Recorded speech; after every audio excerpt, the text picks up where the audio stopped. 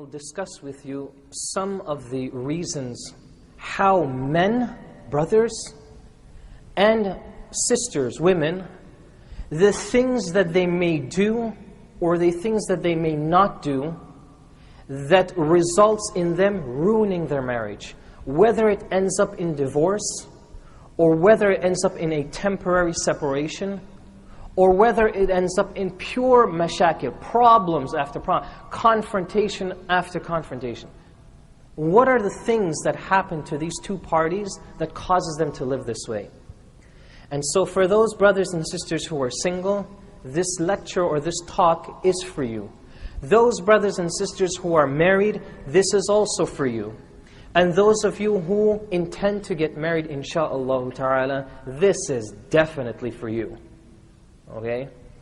So I begin by a few points that I want you to always keep in mind as you hear these points. And we will go through them not in chronological order. There is no specific order. It's just random. If you can memorize, if you can write it, jot it down in your cell phone, it would be really helpful to you. So keep track of these points, because these points have been spread throughout the community and du'at are very well aware of them. Things that men do to ruin their marriage.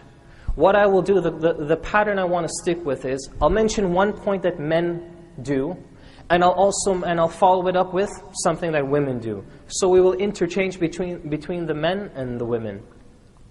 So having said that, realize that all these points that we mention, keep in mind how many of them are just culturally based. It's all about culture, it's all about tradition. It has nothing to do with Islam. It has all to do with how I grew up. This is how mom and dad used to do it. This is where I came from. This is how that sheikh that lived in the backyard somewhere in my country, away from the community, this is what he told me one day. I saw him on the street riding a camel and I asked him. And this was his answer. So I stuck with that for the rest of my life. These are the points that I want you to keep in mind. So let's begin. I don't think we will finish all of them. We will look into possibly meeting again next week, insha'Allah ta'ala, and we will continue this topic because of its importance. In terms of questions and comments, sisters, as I always do, I encourage you to ask questions. And if there's some arrangement that can be made where the sisters can send their questions on a paper, that would be wonderful, insha'Allah. And as for the brothers, you guys can ask your questions, or you can also do the same. You can write them down, which is what I prefer. If you can write down your questions sent up, I prefer that, insha'Allah ta'ala. Having said that, number one, how do men ruin their marriage? Number one. Now these are just habits and characteristics that you will find, and I'm sure as we mention them, many of you, if not all of you, might have heard or seen one of these things happen. Number one, ingratitude, and ask for more than you can give, and acknowledge others passionately but grunt or feel bad to thank your own wife. So number one, some men have a tendency to be disgratitude or to have disgratitude towards their wife. Never thanking them, never appreciating all the things that they do for them. For example, when a wife is in the kitchen and she's slaving over a stove, and you come home after a long day's work and you say, "What is this? This doesn't smell good.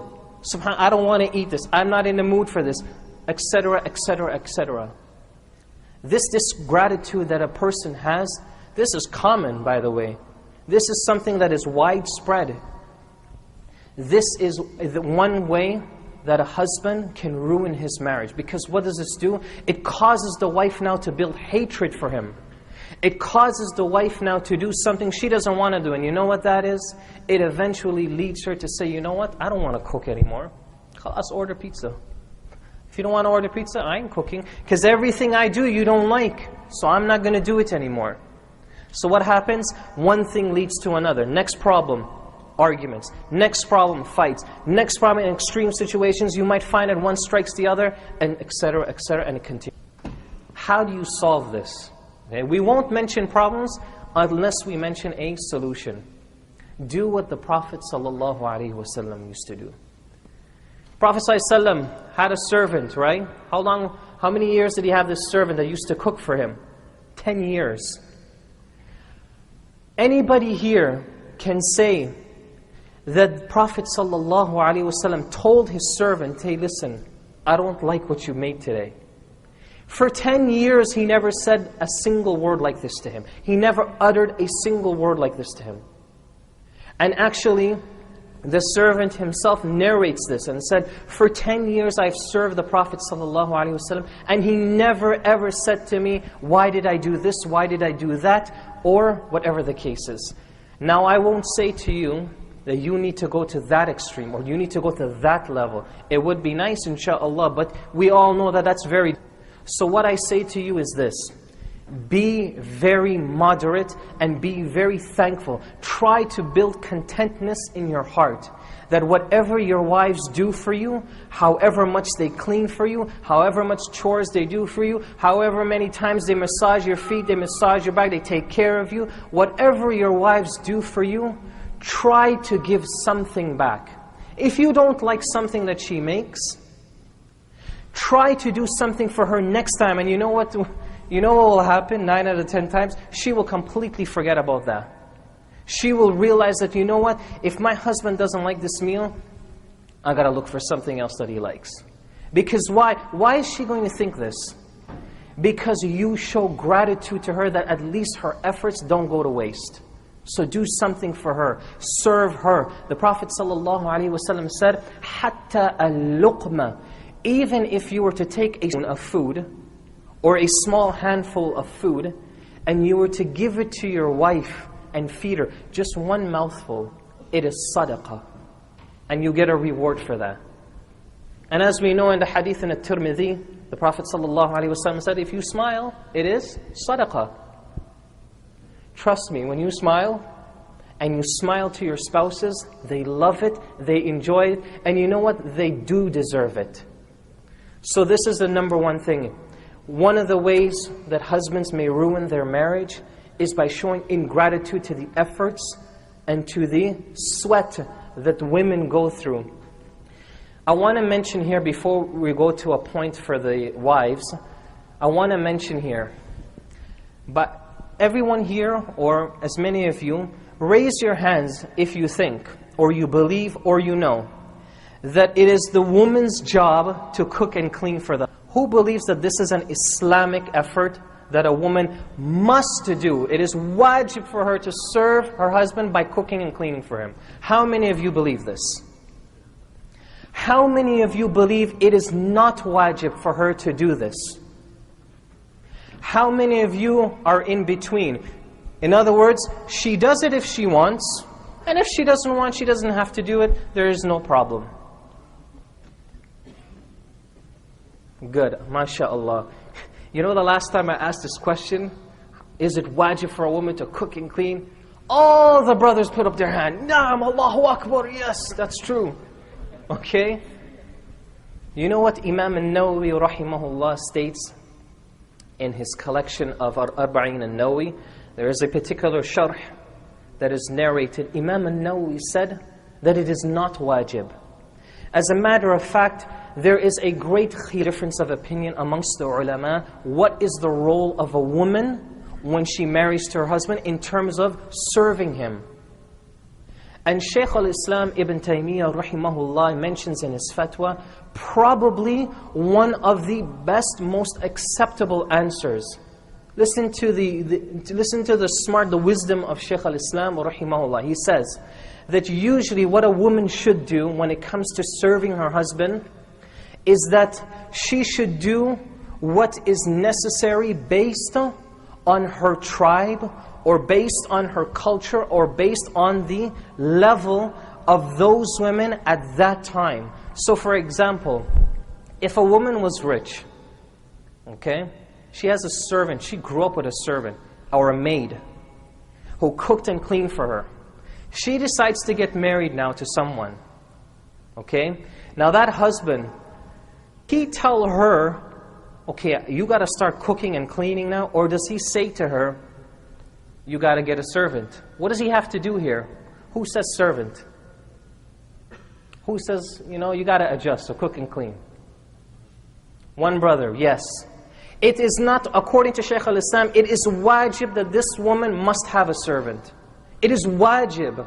Which means if you don't do it, what does that mean? When you don't fulfill a wajib, you end up being athim. You end up being sinful. This is what fiqh teaches us. How many brothers and sisters you think know this? How many brothers say? First thing you hear brothers will say, not all brothers of course, many brothers will say, well, she has to cook and clean because, you know, الرِّجَالُ قَوَّامُونَ عَلَى النِّسَاءِ, that the men, they have the upper hand amongst women. This is completely incorrect. And it's a very important point. So if a woman, she is raised in such a manner in where she has learned to cook and clean, then this is something that she continues to do in her marriage. So there is a balance according to Shaykh al-Islam Ibn Taymiyyah rahimahullah. This is the safest opinion. This is the opinion that causes the least amount of problems, because it causes that both parties have to do what? They have to adjust. They have to make changes in order to make a relationship work, and that's fair. It's not going to be all upon the woman say, you got to do this, this. No. But this causes that the husband and wife, the husband, if he's not used to that, he will get used to it, as well as the woman, she will do the same. Number one, how do the wives ruin their marriage? As far as the wife's list is concerned, number one, forget to put on your internal hijab, okay, internal hijab or haya or modesty. That is the true garment of piety. What do we mean by this? A woman or a wife, mashallah, from the outside, she is wearing full hijab, mashallah. But there is one problem. It ends up being only a show or a decoration for society. They see the pious woman, they see the religious woman, but inside of her, there is problems. There's problems with her character, there's problems with her attitude, there's problems with her heart. How do you know this? When she speaks, everyone hears. She may be rude, she may be unjust, she may lie, she may speak about people, etc. She may gossip, whatever the case is. So what happens here is the modesty that she should have in her heart is not there. What does this have to do with the husband? Can you imagine that you have a wife and that she is beautiful in every way, in her dress, in her hijab, everything about her, she is covered very, very well. But as soon as she reaches home, it becomes what? WWF, right? It becomes a match. It becomes confrontation. It becomes argument. She raises her voice into such a manner where no one will know. No one will ever comprehend or think that this sister would be like this. She has lost all her modesty in her heart.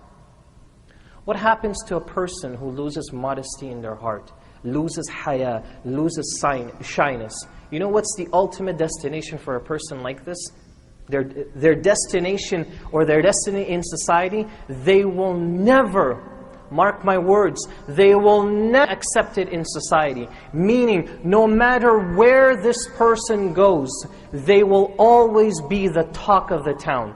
People will always recognize them as, you know, that's the brother or that's the sister that can't stop talking.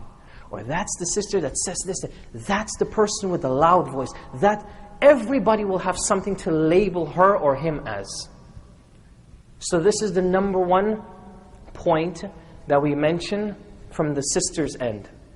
Number two, for the brother's end. Number two, the second thing that a man does, and it causes him to ruin his marriage, is that he will look at his wife and he would mention all of her faults. Okay, he keeps them on file, all the things that she does that's wrong. But at the same time, he uses her faults and he covers his own. Okay, and how does he do this? He will remain silent when he does something wrong. he will remain silent, or he will leave the house, walk away, or he will argue with her, put her down, and make her feel like she is the worst person because of all the things that's wrong with her. So you know how he does this? He'll say to her, he'll go, you do this. Look at the way you dress. Look at the way you talk. Look at the way you are in the house. You're lazy. You don't do this. And pick and point every single thing that's wrong with her. Breaks her down mentally. And eventually this breaks them down physically. What did the Prophet ﷺ say? Where was a woman created? From a bent rib. What does this mean? This does not mean that there's something intellectually wrong with women. Absolutely not. What this means is gentleness and the softness and the love and care that women possess is not the love and care that you will find generally in men. When the Prophet ﷺ first received revelation, what happened to him? He got scared. He got so scared that he ran. Can you imagine how frightened a person would be that causes you to run? Just think about the things that would frighten you, that would cause every one of us here to get up and run.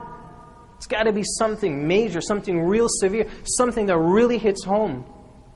So what did he do, sallallahu alaihi wasallam? He ran. Who did he run to? Run to his uncle? Did he run to one of the townsmen in that village? No. Who did he run to? He ran to his wife. Ya Khadija radiyallahu anha. He went to her and he sought comfort. Zambiluni, cover me, comfort me. Put your arms around me, give me love. This is what I need from you. This is where a woman shines. This is where the light of a woman is within her heart. She is filled with comfort, and this is something that Allah Azza wa Jal put in her.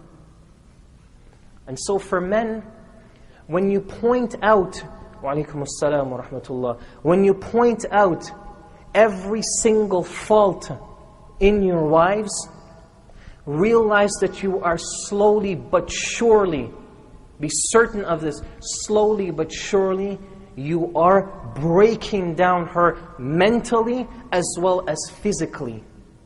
And this is a reason where a marriage could reach it. Number two, for women, another thing that a woman or a wife does that causes her to ruin her marriage is that she will tell her friends, whether they are near or they are far, about his family, about his problems. So she will go to her friends or to her siblings and she will say, you know, my husband is so-and-so and so-and-so. His family, his mom, oh, I can't stand her. But then at the end, she will tell the sister or tell that person, shh, keep this to yourself, don't say nothing. I'm just going to tell you because I can't stand this problem. So just keep that to yourself, okay? I'll give you an update next time we meet. Tayyib, salam alaikum. This is what the problem is. So what has she done here? Not only has she began to speak about her husband, which some of the ulama have categorized that this is one of the highest status of ghibah. Ghibah has stages. And from the highest stage, the most severe stage, is when a wife makes ghibah to her husband. And the same is vice versa, if a husband makes ghibah to his wife. This is why there came a specific hadith. The Prophet ﷺ mentions that you keep your affairs between yourselves, between domestic affairs, must be kept secret. And believe me, you and I know that when you keep things amongst yourself as husband and wife, when you keep things between each other, problems, and you try to solve them between each other, how much you want to see that 85 to 90% of the time that problem will be solved? Simply because two people decided to sit with each other, and work out an issue without a third party. You know, they say that the less people, the better. This is exactly what it is. The less involvement you have from others, the easier it is to solve a problem. And so, the sister, she comes, and I hear this all the time. Almost every masjid I go to, I hear this all the time. When the lecture is going on the sisters' end, there is gossip, there is talk, there is chatter, there is laughter. What is happening during that time? And here in the other end, people are listening. So you're assuming, well, everybody in the masjid is listening. And then my wife would come to me, or my mother would come to me, or a sister would come to me and say, Brother Musa, please, you got to do something about this. We didn't hear a single word you said. This is not the place, this is not the for gossip or chatter, especially when it has to do with your marriage life. Because it will cause problems and it will cause the marriage to be ruined. A sister or a wife who does this, who talks about her husband and his affairs in secret without him knowing, there's a good chance that sister will end up alone. Number 3, from the men's side, a third aspect, a third point that a man would do that will cause his marriage to be ruined. He will spend time, now listen to this one, because you either know somebody that's doing this, and be honest with yourself. We are not going to point no fingers at no one here, but just be honest with yourself. You either know somebody who's doing this, or you might have done it yourself. Okay, this is the time where you keep your heart open for the sake of Allah Azza wa Jal. A husband who goes out and spends time, long periods of time, for no reason, just unnecessary, whether it be for chatter, for socialists, whatever the case is. So he's outside spending time unnecessarily, out of randomly, or do not even offer a reason or excuse to the wife where he's going.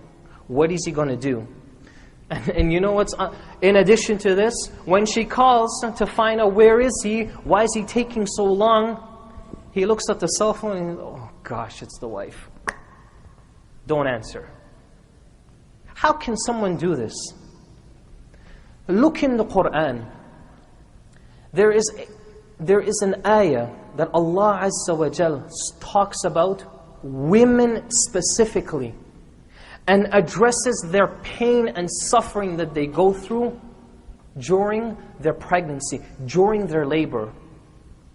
Allah Azza wa Jal, to do this and to be so specific and to pay attention to such an intricate detail to her pain and suffering, this is a miracle in itself. Because Allah Azza wa Jal doesn't do that for the men, doesn't point out a particular hardship as He does to the women. What does He mention? They go through pain after pain. وَهْنًا عَلَى وَهْنٍ وَفِصَالُهُ فِي عَامَيْنِ. So they go through pain after pain in their labor. And then above that, after they have this child, then they have to feed it. They have to breastfeed it for 2 years. And the women know, and the brothers here who are married, you fully well understand that sometimes even breastfeeding can be extremely painful. Where is the break for a woman? Then in addition to all of this, tell her, you know, she's feeding the child, she just came out of a pregnancy. Listen, go make me a cup of tea. I don't want to hear anything, just make me a cup of tea. Okay, she makes the cup of tea. This is too much sugar, I don't want it, go make me another cup. Wallahi, this is happening right now. This is happening with brothers. I personally am dealing with cases like this. As a matter of fact, there is a brother who went through something very similar. And he asked his wife to make him a cup of coffee. She made him a cup of coffee. When he got the coffee, he said to her that, I believe it was a particular coffee, whether it was Folgers or whatever the case is, a particular brand. He said, I don't like this brand. Just, can you make me the other one that we have? Okay, this is extreme. Sisters, don't ever do this. Brothers, don't ever think of doing this. This is just to add to some of the flavor to what we're talking about. She took the cup of coffee, she threw it against the wall and broke the cup. and the marriage ended at that very moment. Take a guess how long they were married. 2 days. 2 days. What happened to a marriage like this? They spent 3 years getting to know each other. They spent thousands of dollars. As a matter of fact, I attended the wedding. They spent thousands of dollars at this wedding. 2 days later, it was finished. This happened about 6 years ago. Till today, they have never been married again. Something so trivial. But if you don't do it in a proper manner, things like this may happen. This is a very extreme situation, very rare, doesn't happen very often. And so, in addition to this, whenever you leave the home, and you want to go and pray salah in the masjid, pray maghrib, isha, whatever the case is, think about her. You know, when you leave the house, let her know that you leave. Because to just walk out of the home and have her play guessing games as to where and what you're doing, even if she was supposed to randomly think, well, it's almost Maghrib time, he usually goes to the masjid, so he's probably there. This in itself is a type of dhulm. It's a type of hardship that you can avoid. You don't do this to people. Don't do this to anybody, especially to your wives. You give them a reason, you let them know where they are.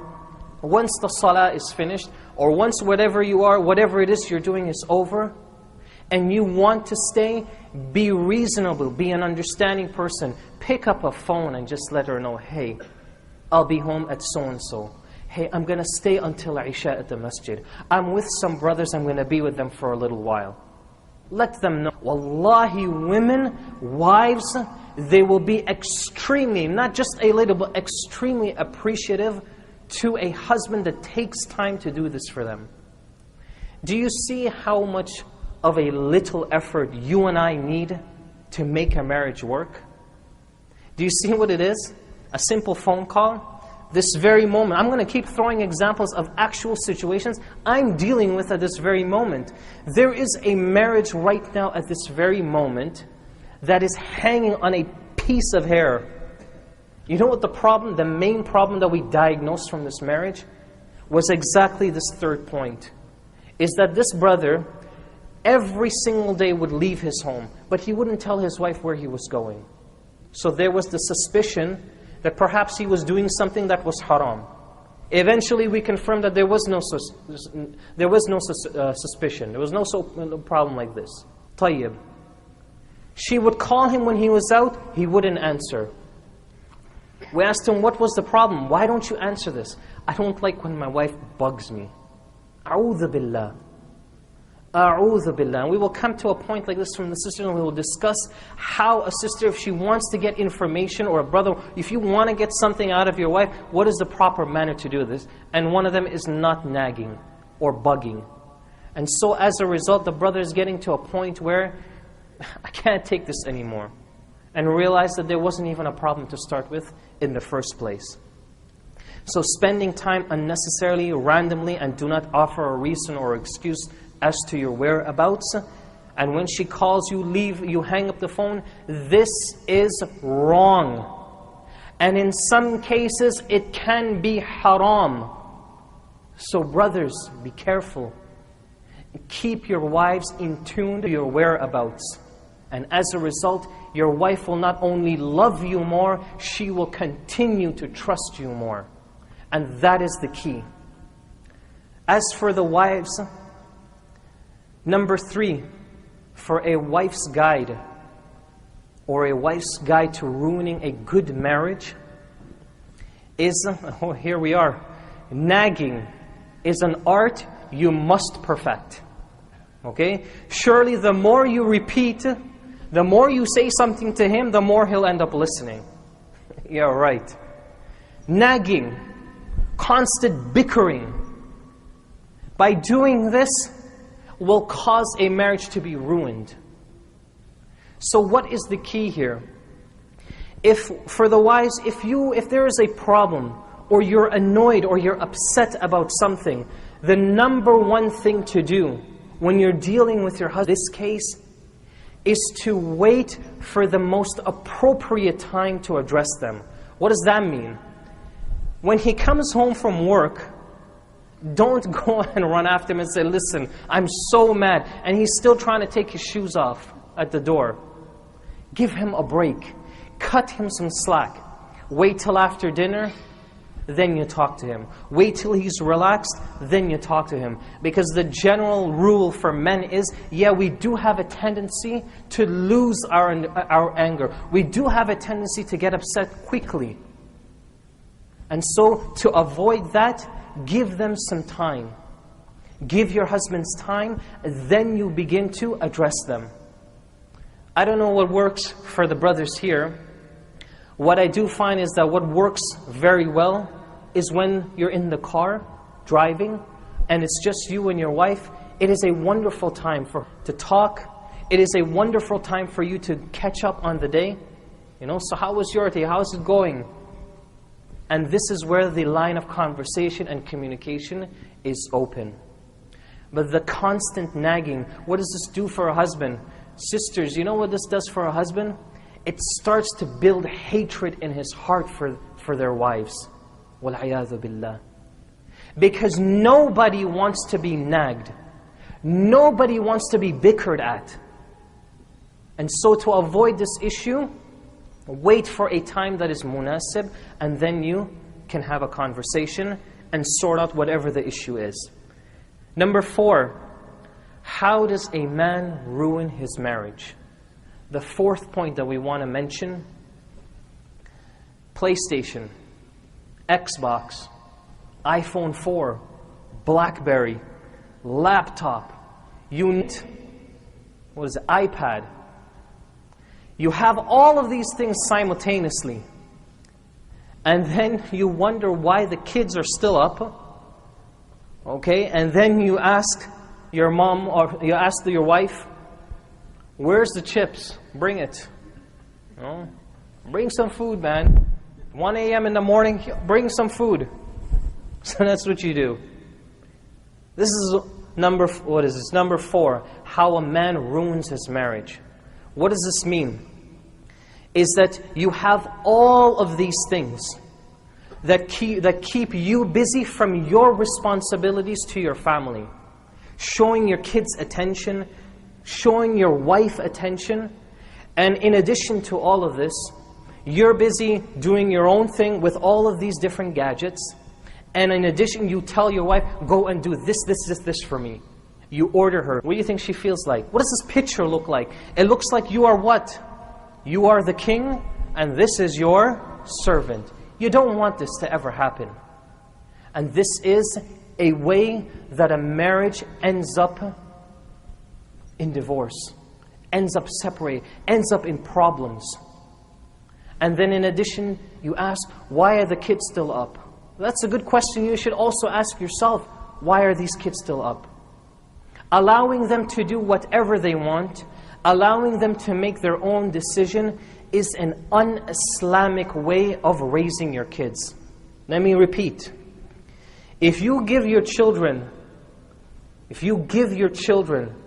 the privilege to do what they want and to make their own decisions, this is an un-Islamic way of raising your children. Why? What is the missing ingredient? You allow them to do what they want, you allow them to make decisions, but what is the additional ingredient that is most important is that you as parents must be there to guide. So that when you see your children make a decision that's wrong, you are there to say, hey, listen, maybe you should think about this. Maybe you shouldn't take that course. Maybe you shouldn't take this job. Think about, you are there for guidance. You are there for advice, nasiha. You're there for your children. And in the same process, you allow them to make decisions of their own. So don't allow them to be free. These are all things that causes a marriage to be ruined. Number 4 for the women. A way a wife ruins her marriage is that when your husband is tense, okay, when he's not having a good day and he's like this, okay, when your husband is tense, he ain't relaxed. Make sure comfort is inaccessible. So make sure that when he is in a position where what he should be hearing is good words, or what he should be feeling is comfort, make sure that he can't get that. Make sure you stay away from him. Make sure you leave him alone. Have his time, whatever the case is. And then when you're ready, push his button. You know, the button, hurt him. That's what we mean. You push his button. You realize what is the problem with him, and you end up attacking that problem.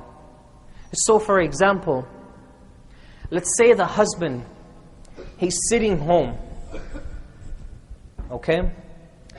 And you bring him a plate of food. And you know that this food that you just made, you know for months, for days, for years, that this is a food that he can't eat and he can't stomach. You know this for a fact.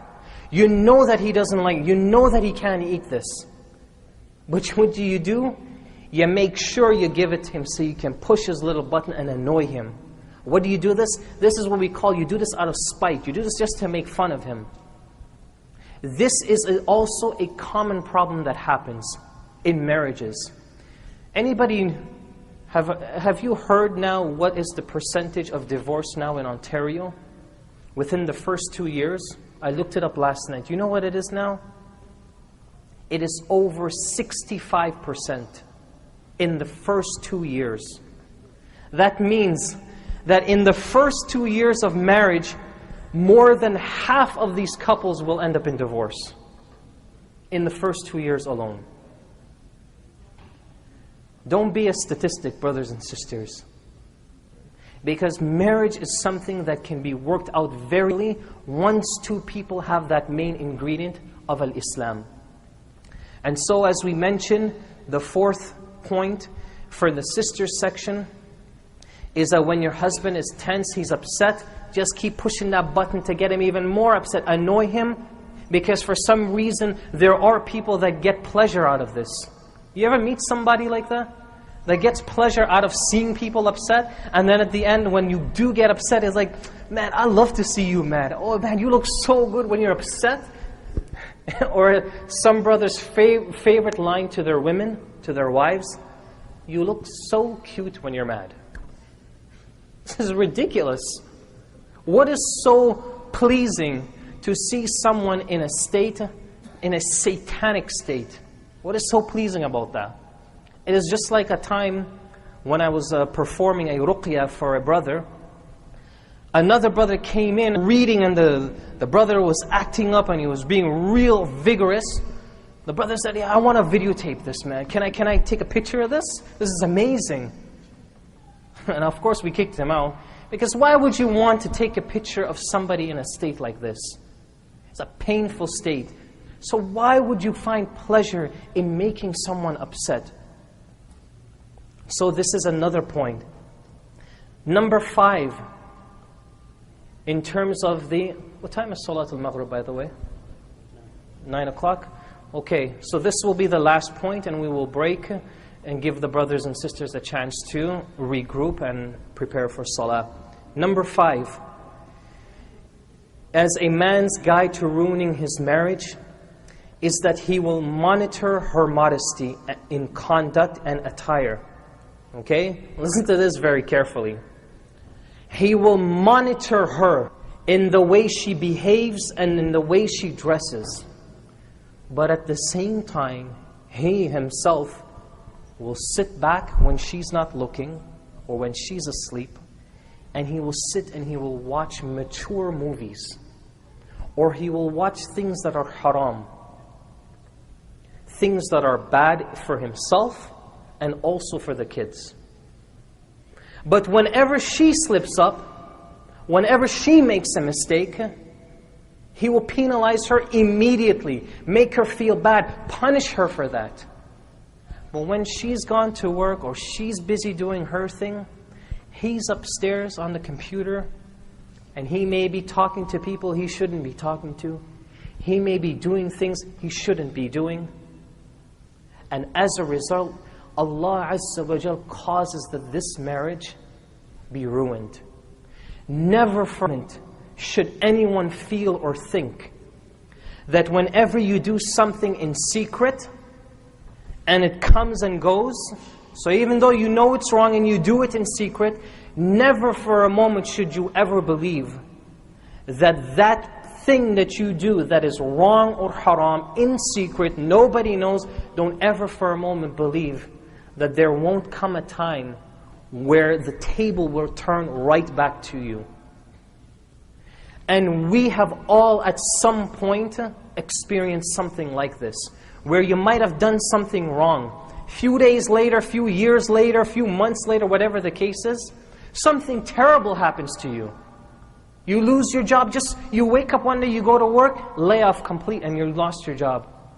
And you sit there and you scratch your head and you wonder, well, I pray 5 times a day, I never miss Fajr, I fast, I went to Hajj 10 times, like I have all these things, yet still this hardship is with me. What have I done? And then you begin to reminisce and you remember, wait a minute. During those times, when my wife was out, this is what I was doing. And on top of that, I allowed the kids to do the same. And this is why the Messenger ﷺ mentions that there will come a time when a child will come in front of Allah Azza wa Jal, and Allah subhanahu wa ta'ala will ask that child, why didn't you do so and so, a particular deed? Why didn't you do it? And the child will respond and say, oh Allah, I didn't know. I saw my father do this. I saw my parents do this. So I did it too. And being the innocent child, being the child that may not know better, what will Allah Azza wa Jal do? Will now turn to the parents. Let the parents give account to what the child has done. So basically now the parents start to take the burden of what that child has done. So the burden is doubled. إِنَّمَا أَمْوَالُكُمْ وَأَوْلَادُكُمْ fitna. Allah Azza wa Jal says in Surah Al-Anfal that your wealth and your children are what? A fitna.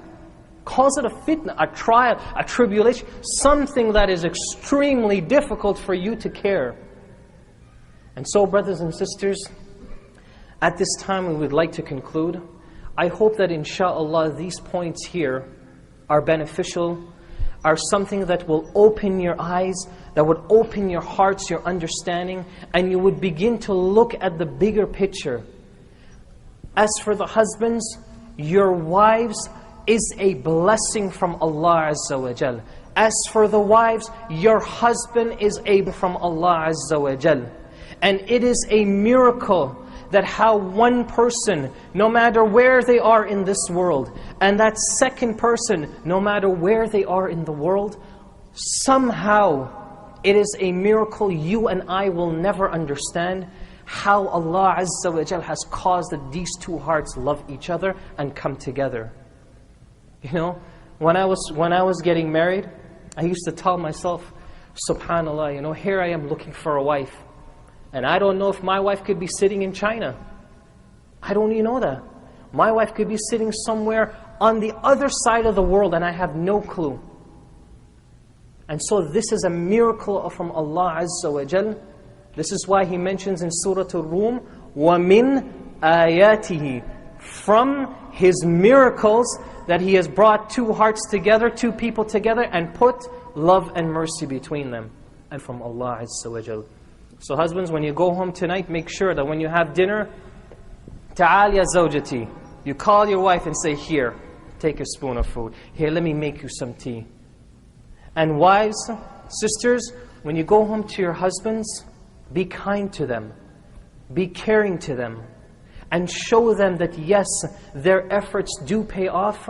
And husbands, you do the same. Wallahi, you will sit in this dunya as though you are in a paradise in itself, as Shaykh al-Islam Ibn Taymiyyah rahimahullah mentions. These are the words that I leave you with, brothers and sisters. Insha'Allah, perhaps next week we can continue with further points on ways that a man ruins his marriage and ways that a woman ruins her marriage. May Allah subhanahu wa ta'ala have mercy on all of us. May Allah Azza wa Jal grant peace and blessings to our Rasul sallallahu alayhi wa sallam. May Allah Azza wa Jal put barak in the hayat, in the lives of our husbands and in the lives of our wives. May Allah subhanahu wa ta'ala bless all of them, bless the children, bless them in their time, in their efforts in this dunya, and reward us all tremendously in the akhirah. أقول ما تسمعون وآخر دعوانا أن الحمد لله رب العالمين والسلام عليكم ورحمة الله وبركاته.